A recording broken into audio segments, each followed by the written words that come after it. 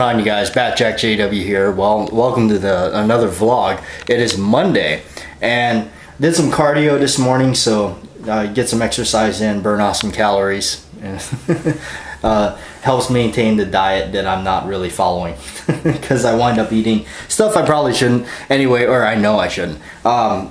Anyway, diets are hard. Today I want to kind of do a little work on some grips a little bit more, and I've always been chasing after the look of the grips from, if you recall, John Wayne's final film called The Shootist. The grips he had in that were absolutely just amazing. They had that has been my kind of visual direction when I make my grips. Is those are so unique. Each side, even just on one gun, each side of the panels were different. They were not the same. And then the second gun was way totally different. It was even darker, I believe. Some of it was like an amber color. And those were that was a pair of pistols made by Great Western, I believe, and they were engraved and presented to him for the movie and everything. So that was also another time you notice he changed up his whole rig. It wasn't his usual suede belt that he uses, and his type of holster with that thick band going around the center. It was kind of different. He changed it up a little bit for that one. So the way those grips looked was just amazing, and I would love to replicate it. I wish somebody would make a copy of that, but I've been trying to do it, and I think today I'm gonna do a little bit of a different approach to it and see how that turns out. And I don't know if they'll be done and sanded up today, but I'll sure try, and we'll see how that goes. But yeah, it's Monday. It's already hot. It's around getting close to noon, about lunchtime, and the heat is definitely on. So already we got a little bit of cloud cover, but not much. So I guess I'm a weatherman too. Anyway, I'm setting up the prepping the area here for the grips. Doing all that kind of stuff, and making sure I got enough mold release in there. So we'll see. Let's see how it turns out. This egg life hack, a hard-boiled egg, and you're supposed to be able to crack it, roll it, and you can deshell them a lot easier.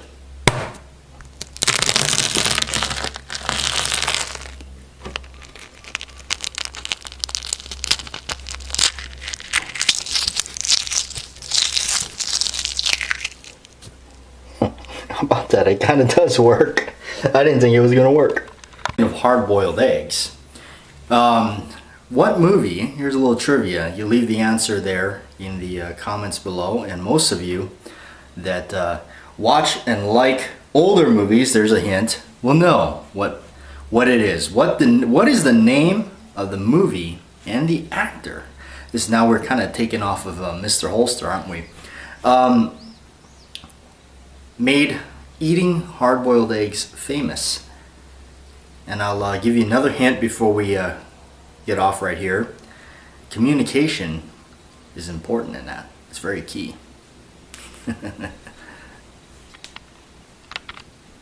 Well, it got really dark really quick for the video, didn't it?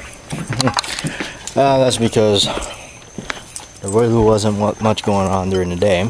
You can't see me right now because they're outside and it's dark. But heading over to my friend's house, which is just right across the street, so it's not a very far drive, and going to just kind of give him a 101 crash course on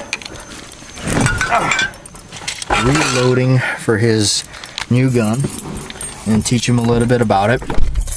I always help out friends, and he's always helped me out. So I'm gonna help him out on this. I'm just gonna teach him a little bit how easy it can be. Having the right tools is always key. So I have a little hand press. That's what I'm gonna teach him at. But I'm gonna shut this off because it's probably rather boring for you not being able to see anything. How about a little night drive? Yeah, we've done a road tour, and how about a little night drive in the neighborhood? I found this is shootist. Oops, sorry, that's all my stuff cluttering around. I'm a typical guy, car full of crap. But this is the way I'm going here. Is such an easy way to get to his house, and it's so close. Oh, kitty in the street. Don't want to hit any animals. People tend to drive really fast around the neighborhood, and I don't understand that. There's kids that run around and play, animals. There's just no reason to speed around. All right, man, I've got this bubble blister bit on my thumb. It sucks. I don't like it. Just mainly because it feels weird. I don't like the feeling of it. And I don't want to pop it because that usually leads to pain. I don't know. I don't think you're supposed to pop your blisters. Alright. Here's one of these stops. You gotta make sure nobody's coming up and down the road. Looks like that guy's just stopped there for fun.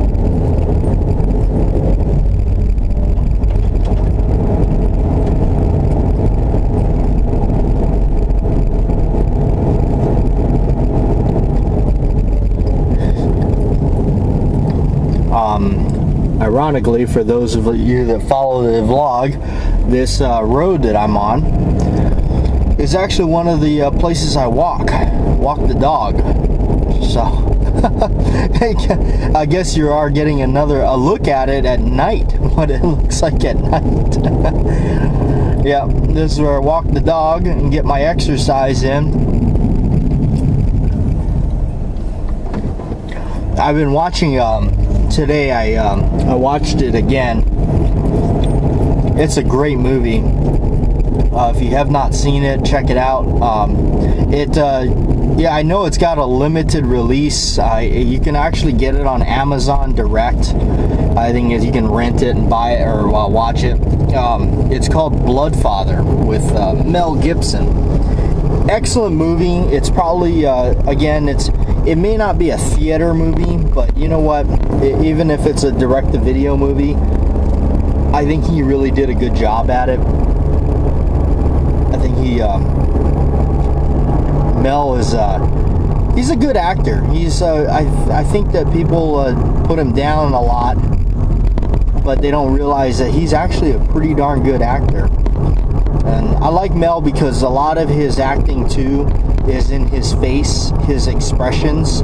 He really has really good, I think, expressions with his face. He can show emotion by just his expression on his face, and I like that because that also reminds me of The Shootist, John Wayne's last film, where a lot of the Dukes and you know, expressions said a lot more than words in a lot of ways.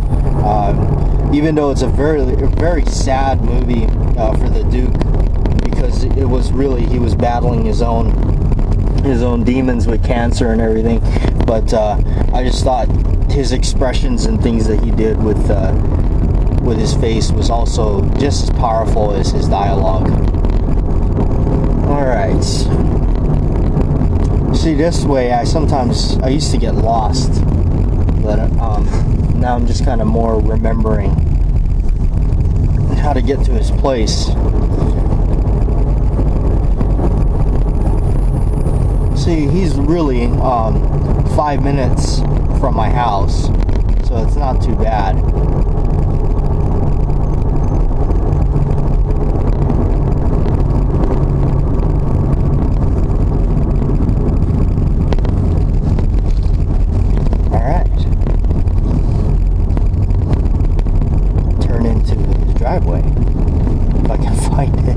Well, that's gonna be it, you guys. Went over to my friend's place and just kind of hung out with him a little bit, showed him a little bit on the basics on reloading. And one of the things I actually showed him, I got it here in my little travel bag. is the wonders of the Lee hand press. This is such a really inexpensive, space-saving option for reloading. It's amazing that it's really no larger than an office stapler, a big office stapler, and it does reload ammo. And a cool thing about this is actually one of the first things, first press I've ever bought, because you don't really need to mount this to a desk or anything, so, or a table. Anyway, cut myself off here. Here is the now these aren't the grips that I've been making today. Those are still actually curing, so have to see what they look like tomorrow. So it kind of gives you an incentive to come back tomorrow. Here's some that I've made for my other gun. You got the John Wayne finger grooves, and this is all of course put together as a one piece. And so again, I like to add the cracking and things like that, and some of the, I don't think this one has any of the pits, but there's some cracking, and the cracking has never affected, again, that's kind of why I just do it for my stuff.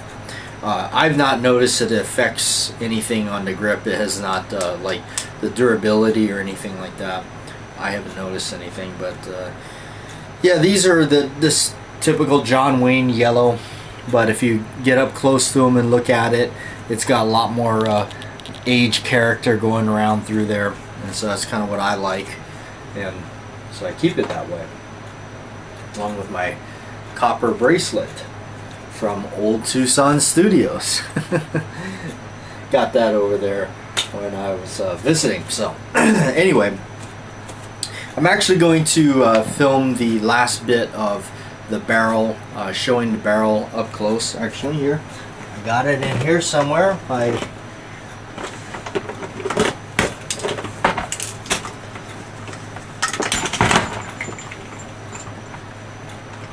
a mess in there. Gonna go ahead and show that, do the update video on that barrel. I know you can't really see too much in there on the camera, but they're gonna have to do it. So that's it cleaned up and everything after we shot the 40 caliber polymer stuff through there. So anyway, yeah, shot that. So it did really well. Left that barrel clean. I'm really impressed with it. So there again, the Badman bullets, running it through the Glock barrel, very accurate. Still want to do some more accuracy tests with it, possibly on paper and things like that, but that was just the initial kind of part one video, get it out there, mainly talk about what the barrel cleanup was like and everything like that. So anyway, I'm gonna sign off here, guys, and get out of here. I know kind of a not really eventful, not much going on, like yesterday. Yesterday was crammed full of stuff, long vlog, and it was really cool to see a lot of you tune in, especially Joe. You know, hey, I don't mind the long comments at all. Please do. It really gave me a nice feedback and feel that what you guys enjoy and things like that. I just definitely makes it worth doing. I appreciate that kind of stuff. You know, it's just this has really been a magical ride for me ever since starting YouTube and making videos and sharing a lot of things and gaining all the followers that I've gained. It's really been is very life-changing for me, especially. So really cool. It's amazing. It's like having really cool people and knowing people, and there's a great nice handful of people that I've met here that have, I guess, you know, in a sense have become really close friends without actually seeing each other face to face, other than through this screen. So anyway, gonna sign off. Did you find Bruce?